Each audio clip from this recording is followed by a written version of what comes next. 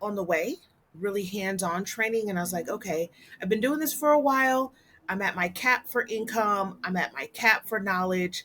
Let me go ahead and get an official degree, only because this is the only thing that's going to increase my income and get my career on the road to where I wanted to be. In the meantime, I had an opportunity to move around and move into different practices. I've worked in small practice, large practices, corporations. I've worked in shelter medicine. I really enjoyed working at the veterinary laboratory in Washington, D.C. I absolutely love that. So I had a wide range of experiences, but I didn't have the credentials to show that I knew the knowledge behind all of my Sure. experiences. So I went back to school quite some time after. I think it was like 15 years into my vet med experience. So I'm recently licensed, but I really just been in the game for a really long time. I think it was Yeah. 2021, and I can't believe it's been 4 years already, but we're here. And I'm glad I did it because not only does it show resilience, but persistence as well, because I've had a Yeah. lot of challenges in Yeah. between that time, especially with work experiences. So, what led me to coming into PedX Foundation was that even though I had a wide range of experience, I realized that I did not have the same opportunities as other people within the field. For example, there were a lot of things that I wasn't allowed to do, even though I was more than capable of doing them. Or it would be an example of where counterparts had not as much experience, not as much background in vet med, but they were able to do things that I was not. So I was like, this is interesting. And I started to witness it a lot more as I've gotten older, and just being aware of my surroundings and who I'm with and what I'm really about, that there's a huge discrepancy in the equality of education within the vet med community. I've also worked in academia, and that's what really opened my eyes to what challenges are being faced all around. It doesn't matter where you are, it doesn't matter who you work for, they all exist and they're all in the same place. So, with my academia experience, I realized that there was two groups of technicians or upcoming technicians. We had a group of technicians that came from HBCU, and we also had a group of technicians who came from a local community college. And what I was experiencing was that the students that came from the HBCU were not getting the same experiences as the students who came from the local community college. For example, we would be in an open area. We had tons of things to do as we worked at a large ICU ER Yeah. facility, and there would be lots of things to do or things that could be done and taught. And it just wasn't happening for the students that came from the HBCU versus the students that came from the local community college. So, with that instance, it really perked my inner fierceness to challenge that situation. Unfortunately, Yeah. in that situation, I was let down in a big way to where they're like, it's not about equality, it's about politics and who is in charge. And I was like, what? What do you mean? This particular person was amazing. She totally understood where I was coming from, and she expressed to me how she was trying to make that change or that challenge to have these students be included and incorporated into our daily learning facility. And I realized that particular challenge was not as attainable as it was for me to be able to teach the future of vet med. So that's how I thought of PedX Foundation along with my partner. He had the same dream, but he also has several other businesses that he's a part of. So we connected together. I recently moved to Georgia, right outside of Atlanta. So I really didn't know anybody in the vet med world. I just moved out of a whim because I was like, I'm ready for a new experience. So I just up and moved my family to Georgia, and I've had a great welcoming experience here, especially with the vet med family. There's so many more minority business owners in vet med here in Atlanta that there are in any other place that I lived. And so I've grown to a huge community of welcoming vet med personnel, people of color who have supported me, have encouraged me to do things. I think the biggest challenge that I had coming up in vet med is I really didn't have any mentors. And I had one mentor in Virginia, Dr. Tasha Stark. She's amazing. Thank you so much for giving me the courage to move on. And then when I got here, it just opened up a whole huge opportunity for me to have more mentors, more shaping of my own personal but also professional skills. And I was willing to move into that space with children because it was more attainable. It's Yeah. more of a realistic goal for myself because the children are so vulnerable and they are accepting of everyone at that point in their life. So I feel like me being in that space will give them an opportunity to seek other opportunities within vet med. I always tell them that the doctor does the boring part. They have to deal with the people and we get to do the fun stuff and deal with the animals Right. and do the treatments. And yes, we do have to deal with people, but not as much. But Yeah. just being able to give them the opportunity to see someone who looks like them in the veterinary space was really important to me. Yeah. Yeah, it's interesting because listening to you talk, our kind of upcoming in vet med is similar. I knew veterinary medicine existed, right? But I was one of those people that really saw the veterinarian and that was it. I didn't know that there were all these other layers of vet med until I just fell into it. I was in retail before, I was in all these other Yeah. things before. And it just was like, in this place in my life, like, what am I going to do? All of a sudden was like, oh, I like animals, let's look into this, and fell into nursing and in the same way, and found out that by working that I didn't want to be a doctor. Why? Because Yeah. they just sit in the office all day, and I worked in an emergency clinic almost off, like, right off the Oh bat, and God so bless you. they overnight, and the overnight doctors just sit in the office unless you're in like an open concept, which wasn't didn't exist Mhm. back then. And so the they would just sit in the office, and I was like, I want to do that. I want to be out in the action. I want to Right. be with the pets. And same kind of thing, right? I would love to hear your perspective because you talked a little bit about mentorship, and I love the shout out. That was great. What are some of the biggest barriers that you've seen for individuals, for underserved or underrepresented communities who want to enter vet med? I assume that a barrier would probably be mentors, especially if you don't live in Atlanta or an area that there are a lot of people that look like you. But what are some, whether it's mentors or what have you, what are some of those barriers that you see? I think one of the barriers is getting your foot actually in the door. The challenge is most veterinarian places are dangerous. The challenge is that they feel children are a liability issue. If someone gets hurt, if someone gets bit, scratched, or anything like that, with them not having experience, that's a huge challenge. I think another thing Yeah. is having actually someone that's dedicated to doing that particular job.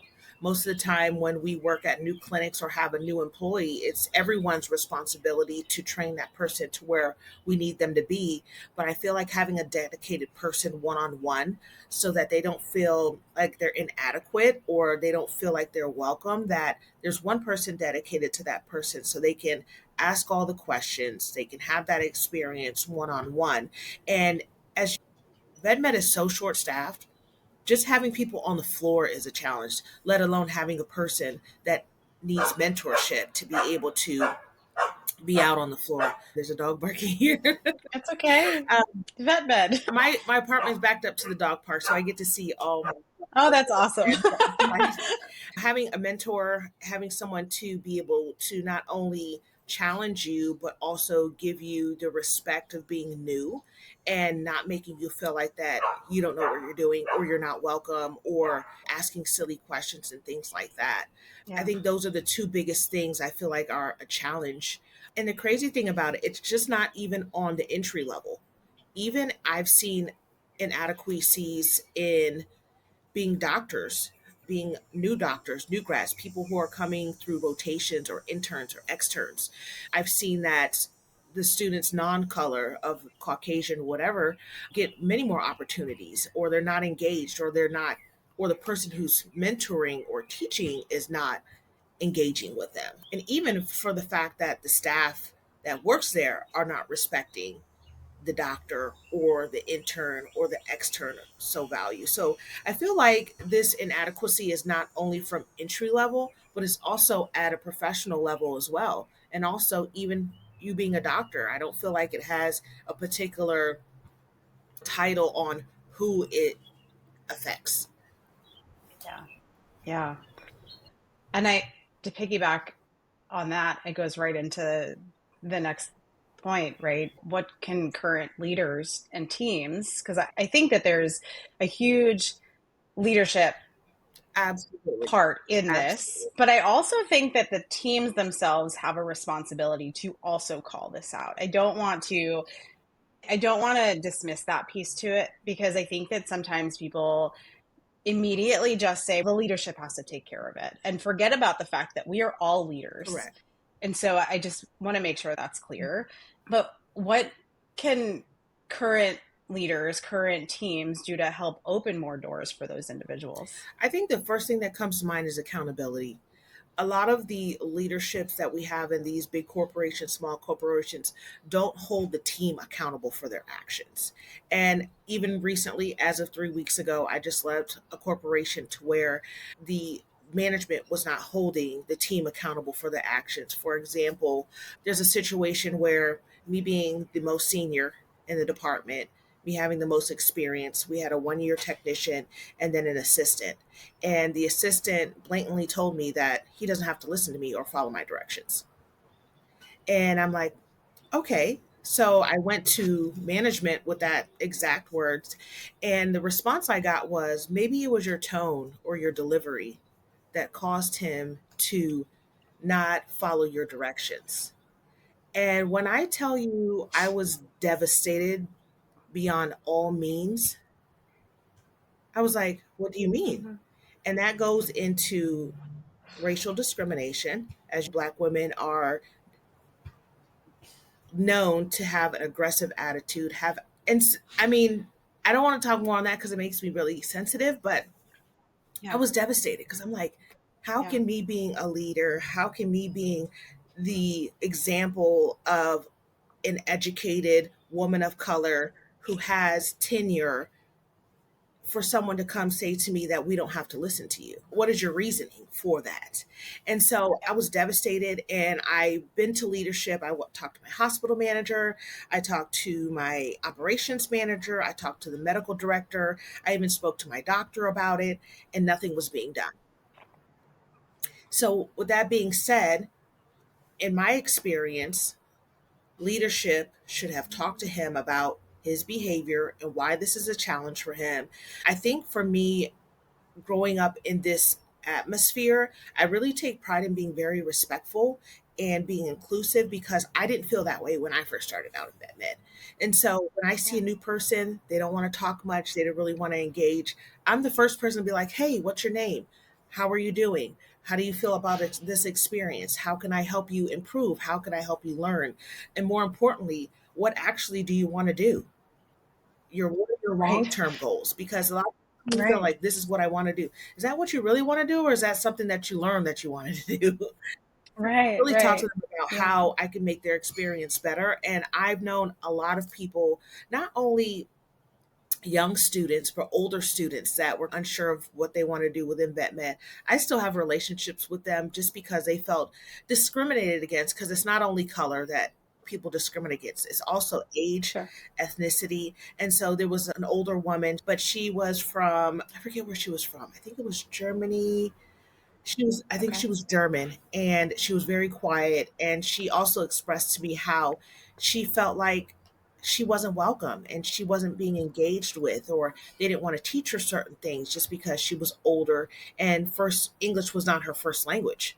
I realized that early on, that again, leadership was not taking responsibility of the actions of the team, meaning she was supposed to be paired with someone in order to get the experience that she needed, because she was in school. She had a certain sign off of things that she had to do, and she wasn't getting what she needed from the people who were assigned to her.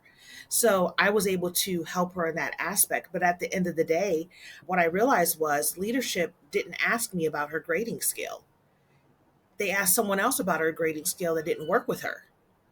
And I was like, but she was with me this whole time. So how can someone else tell her experience when they weren't even working with her?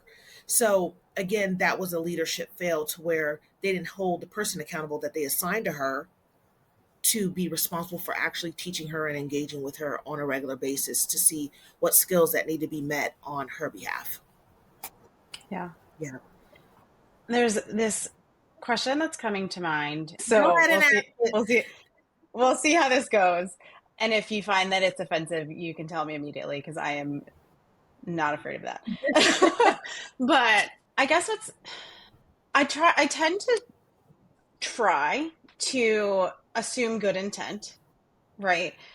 Do you think that sometimes, not all the time, but sometimes, some of the way that people act is unconscious? Do you think that sometimes the racial bias, the things that people do to you or to people that are different from themselves, not just racial, right? Like you just mentioned, it can be for age, it can be for different neurodiverse people, like all the whole range, the whole gamut. Do you think that sometimes it could be unconscious that they don't even realize that they're doing it? I'm not sure, to be honest with you. I feel like when someone actually follows through with action, it's very intentional. If they think Okay. it in their brain and they say things, that's something different from them actually showing it. Okay. So, with that being said, someone can think a certain way about you all day, every day, say things, microaggressions, those things like that. But when they take action and it's affecting the patient care as well as the flow of the day, as well as our whole outcome of the day, that's when I feel like it's more than unconscious because you're making a Okay. conscious decision to not include me or not That's fair. ask questions or not have me involved in things that I can help with, but you choose not to have me involved with for your own Sure. personal reasons. With Sure. that experience, I never had any conflict with this gentleman. And I don't feel like we had any tiffs or experience that I felt uncomfortable to talk to him about. So it was a real challenge for me to try to figure out what his challenge was with me was. And I think a lot of it is just intimidation. That's I'm a fair. very Yeah. humble person. I will scrub the floor with you. I scrub instruments. There's nothing that I would not do that I wouldn't ask anybody else to do. So for me as a Yeah. leader, I lead by example. So Yeah. everything that I'm going to ask you to do or ask you to help me with, I would most definitely do by myself. If I can multiply myself 3 times, I would do that and do it all myself.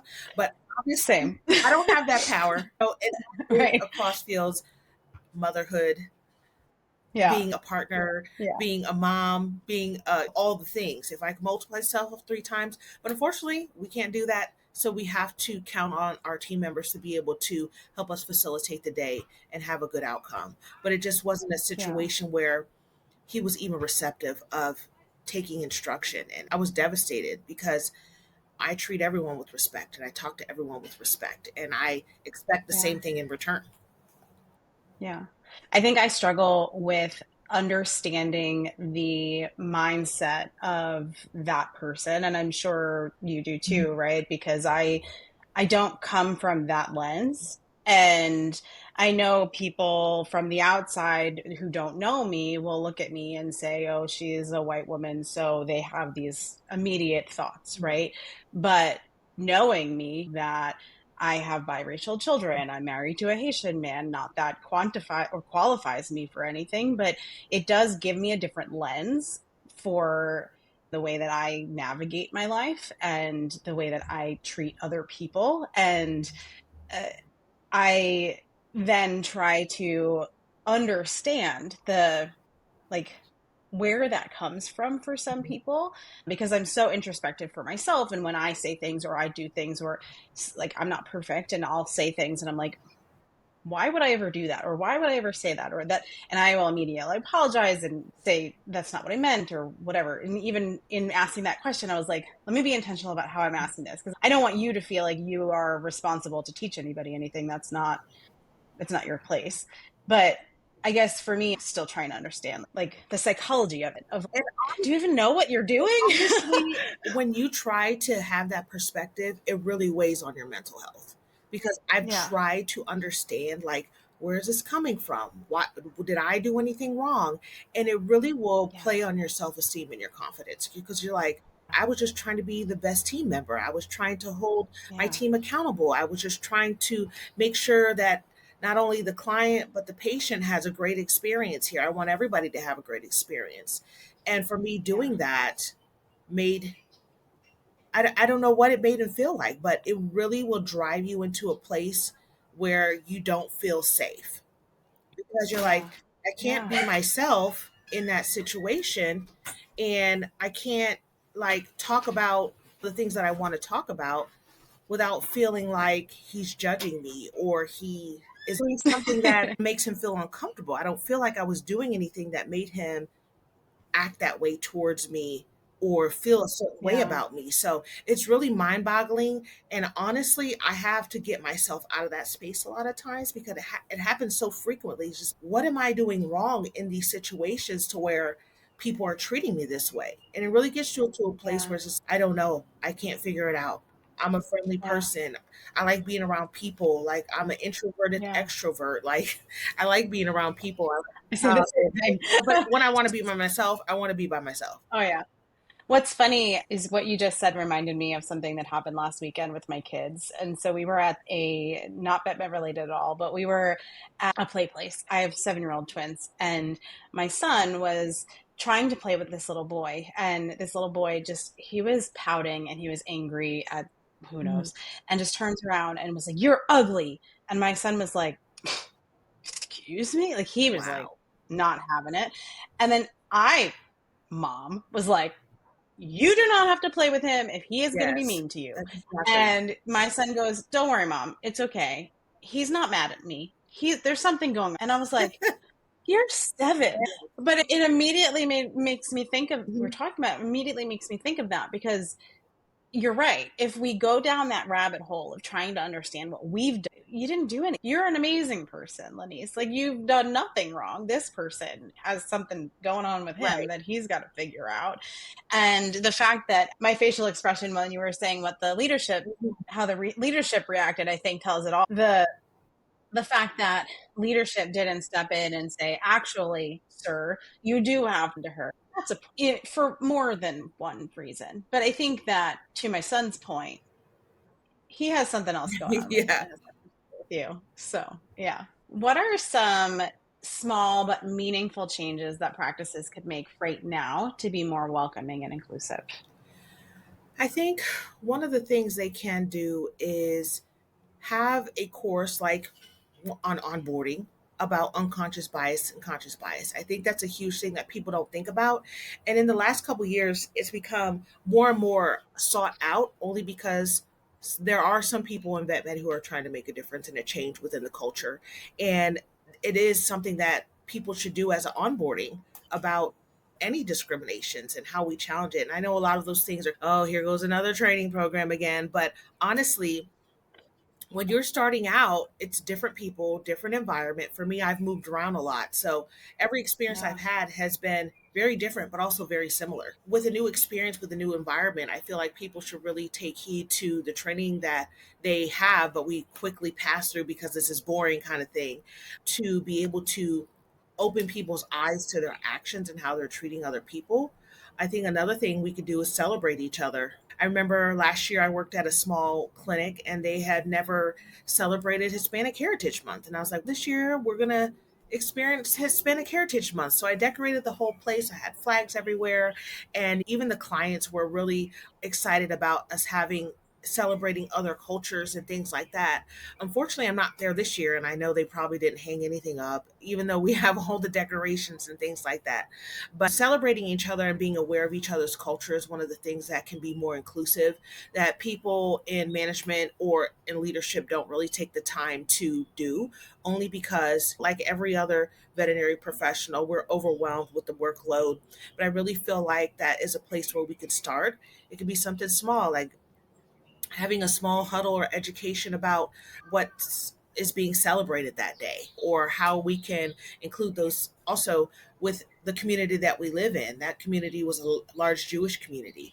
Being able to celebrate what they celebrate during that time of the year will probably be, people would hear about it, bring more clients to us. They're thinking about building the Yeah. community, why don't you include our community in our celebrations? And so I think that's Yeah. another small but big thing that they could do that not only help the practice but make people feel included. I love that. I love that you talked about bringing the community in because a lot of times we are so focused on our four walls and we often forget about the fact that we are a business and we are serving, right? We are service industry and we are serving our communities.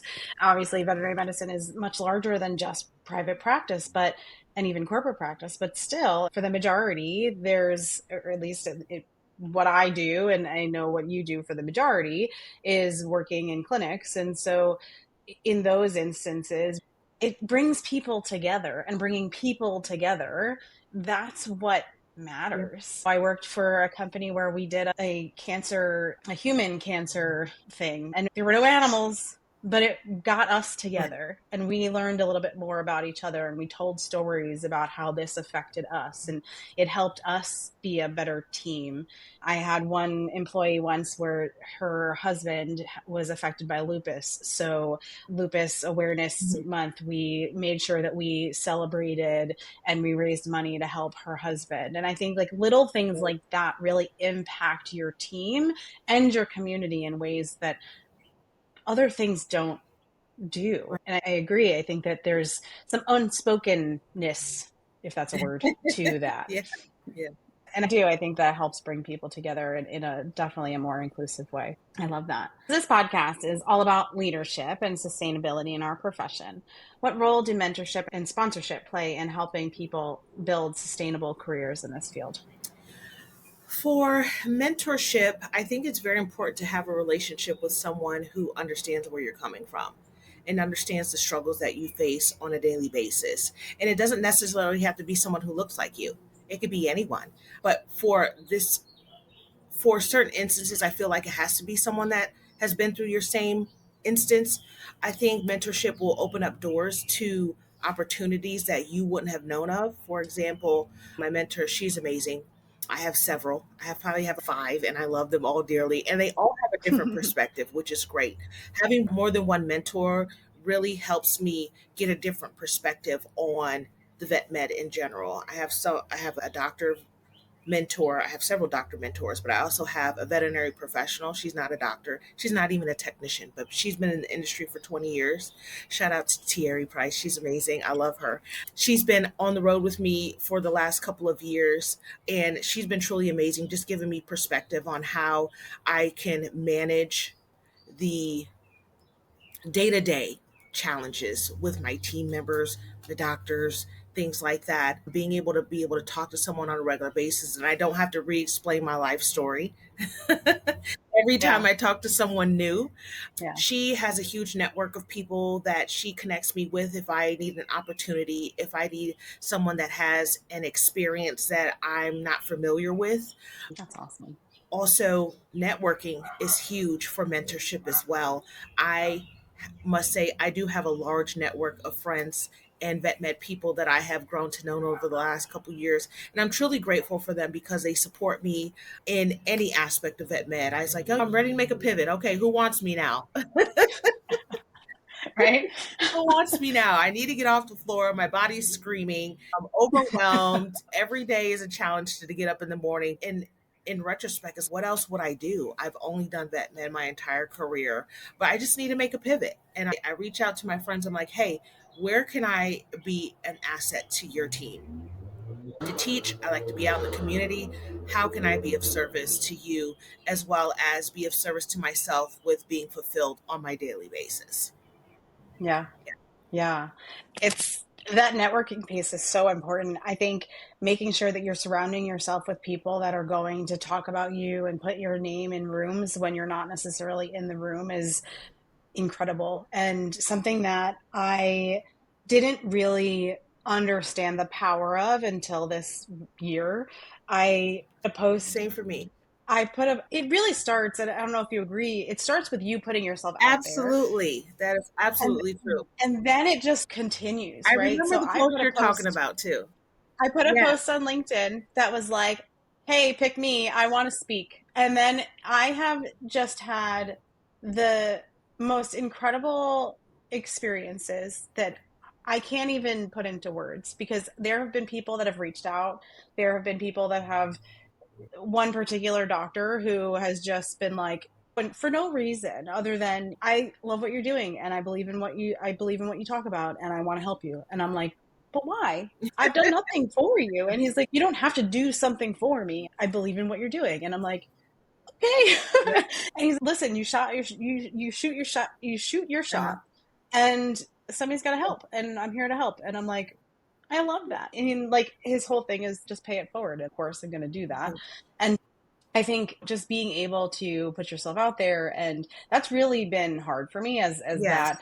I mean, you mentioned before being a introverted Yes. extrovert. Hmm. Same. There are definitely moments where I'm like, I go to conferences and I'm like, I just want to lay in this bed. I don't want to go to the actual floor. But I've been forcing myself to go. And this year, just being more active on LinkedIn and then going to the conferences and meeting those people in Yes. person, and then continuing those. I mean, we met in Yes, we did. person at a conference. And I think that is just so impactful. And then you keep those relationships, Absolutely. and you never know what can potentially come of that, because those like that network, it's just incredible how you're able to have more opportunities that you would never have had if you just didn't put yourself out there. So absolutely agree. And same with mentorship. Before this year, I used to joke and say that all my mentors are from books. Like, I don't have real human Yeah. mentors. They're all like these Self-help people books. who've written Yeah. books. 100%. Like, all my mentors were like books from other people, and still very much that way. But now I have like real live humans Right. that I can reach out to and be like, hey, this is what's going on. Or, and some of it is like mental health stuff, and some Absolutely. of it is vet med stuff, and some of it is business, some of it is like cross pollinating between Yeah. it all. And it's just so interesting how, just by throwing myself out there a little bit Yep. and saying, hey, this is what I'm interested in, would you be open to hearing me out? Yes, I totally understand that. For me, it was last year, but mostly this year. Like you said, we met at a conference earlier this year. That was one of the best experiences I've had in vet med. Because of PetX Foundation, I got a full scholarship for VMX. I stayed in the Hilton for a week. I went to all the private parties. Amazing. I met so many crazy, interesting people. And I've reached out to a lot of those people, and they're like, hey, I know you do this kind of work. I think you're great. I want to support you. How can I help you? And even last week, I'm in a transition. I'm told you I'm trying to pivot, figure out what I want to do. And I reached out to one of the gentlemen that's a doctor that works for a corporation. I was like, hey, this is what I want to do. Can you help me find a position that will feed my desire to help the community? And he's Yeah. absolutely. Met with another corporate partner this week. She said, that is exactly what I do, but I'm more on the human side. I have a doctor that's on the vet med side. Let me connect you with her. She does exactly what you do, but for this corporation. We can see how we can connect you all to see how you can do what you love to do and still be in vet med. So that was a cool experience. I met another couple of people that I really trust and will love to work with. I'm still working on a lot of things. It's crazy because the more I put myself out there, the more opportunities, and I want to do it all. And it's hard because Yeah. they're like, don't burn yourself out. I was like, but I want to do it all. Yeah. I want to Yeah. be in the No, clinic. I 100. want to be out in the streets. I want to be helping the community, but I also want to be in schools. I want to be teaching. I want to be able to help other veterinary professionals. I want to be able to do all these things. I have to pace myself, and everything's going to come in due time and due season. But right now, just what can I get into next? I also Yeah. realize that a lot of the boards and different programs that are geared towards moving the profession forward, I'm looking at all their board members, and there's no board members of color. And I'm like, Hmm. so how are we making a move forward in the community if we're not hearing everyone's voice? Yeah. So recently, I've been looking at a few channels where I could potentially be a board, a voice of something, because I'm like, what perspective are you getting from a board of people who are not diverse? Yeah. Yeah. So that's another thing I'm trying to get into, I love being it. able to being heard on a different perspective. I can totally resonate with that, because recently was on a call with a past employer, but she was like, "Hey, I really want to chat with you." She's a COO of a company, and she was like, "You're like everywhere now, and you're so big." And I was like, "Okay." Oh, I'm like, I don't know about that, but okay. And she's like, "I can say that I knew you when," and I was like, "Okay, whatever." But the conversation kind of led. It was funny, but it was like the conversation led into this whole thing of, what do you do?" And I was like, "Everything." Yeah, If I because I just multi-passionate, yeah. right? Like, and I will never forget a couple of years ago when I reached out to Dr. Nicole Bruno because I heard about Blend Vet and what they were doing. And I was like, I don't know. You probably don't, like, it had just started. Mhm. And I was like, you probably don't have any way to pay people. But like, the day you have a paying job, put me on your payroll. I'll do whatever That's you need to do. exactly. I will walk to the end of the earth for this because I literally will do anything to help that Yeah, mission. Because you help kids and see that light in their eyes and see, I do. right, you have this conversation with these kids and watching them, how excited they Always very are. It's excited. like, They have million oh my questions. gosh. Oh my gosh. And it like, and I see my kids in them. And I just think about all of the things that my kids now today have available to them because of programs Correct. like Blend Vet, like PetX, like all of these programs that exist and these people like you that are doing this amazing work. And I'm like, how can I help? How can I get involved? Because back when this stuff didn't Nothing. exist, and people, when you were a child, you didn't know that vet med existed in the way that it Correct. exists because these programs didn't exist. And I didn't know, not because they didn't exist for me, but because I didn't grow up in a household that took care of pets the way that you should. Me That's too. a whole nother conversation. As a whole, but in reality, I probably, realistically, if I was interested in vet med, probably would have had opportunities to go to clinics and do the things right as a child that you probably wouldn't have had, that you would have now because of like Blend Vet, like PetX Foundation. Like it's just incredible that the work that you're doing to allow or to bring representation and to vet med and to bring vet med to kids who wouldn't normally have that opportunity. Work that, like, it feels so good to give back to uh, communities and to kids and just in general, Yeah. like, just watching them like light up and see them so excited and to learn about it, it's really makes it feel like all of the negative stuff that you hear or that we hear, I'm sure, like in vet med about vet med's at a turning point and vet med's so toxic and all of this stuff. I'm like, yeah, but wait till you go to one of these events and see these kids That's exactly. I always have to bring because myself. they're Yeah, not. I always have to bring myself back to that because I'm like, with the experiences that I had, do I want to encourage children that look like me to experience the same kind of things? That narrative can be changed. These kids don't have to grow up in vet med and have these Right. experiences where people don't give a shit about them. They can grow up in vet med where they have people like you and me and Dr. Nicole Bruno and all of these wonderful people that you have as mentors and these people that are like active that we see who are doing this work that are looking to change vet Right. med. It's happening. Yeah.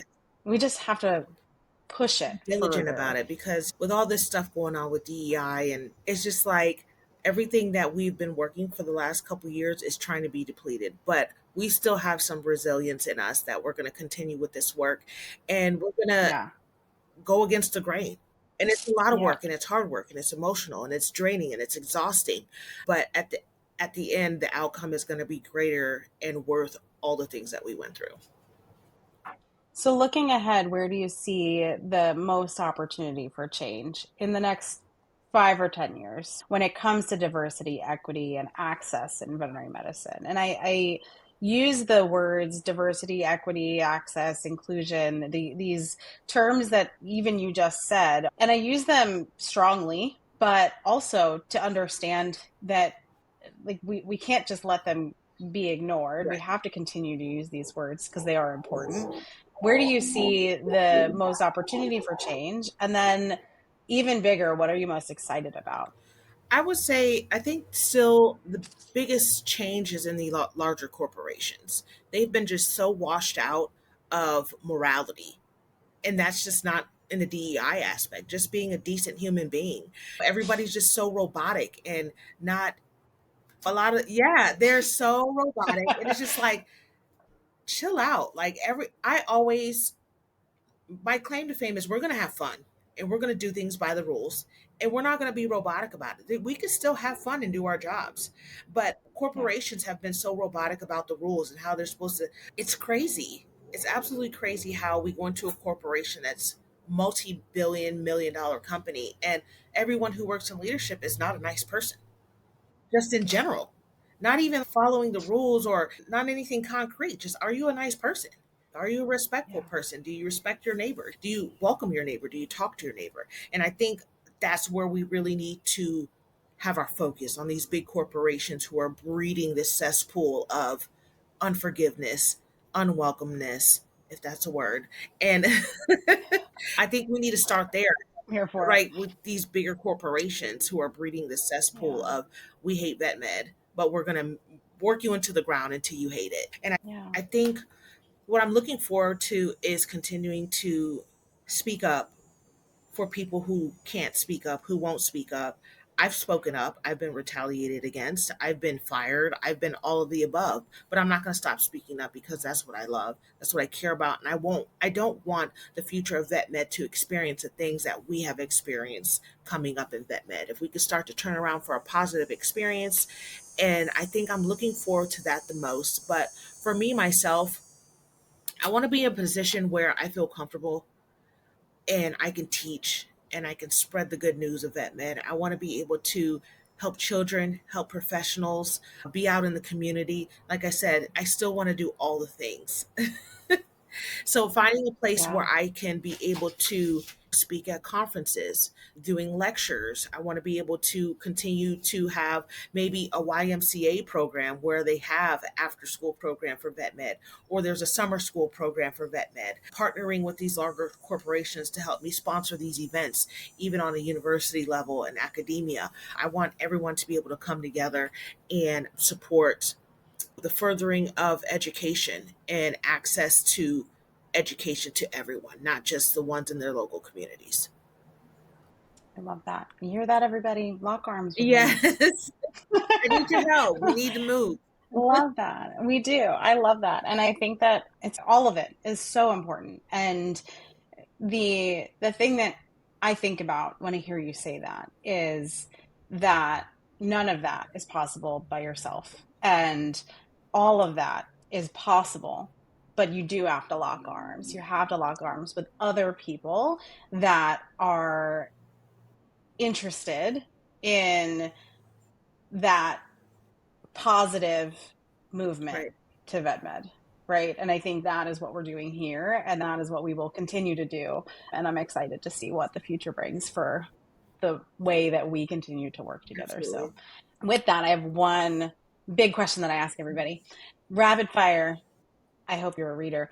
If you had to pick one book that you would recommend to someone looking to learn more about DEI, vet med, leadership, any topic that you are passionate about, which are a lot of topics, Yes. what would it be? One book. There's a newest book that came out just a few months ago. It's a collaborative of 4 or 5 doctor veterinary professionals. And honestly, I don't even remember the name of it, but it's basically, the title is like diversity, inclusion, equity in vet med.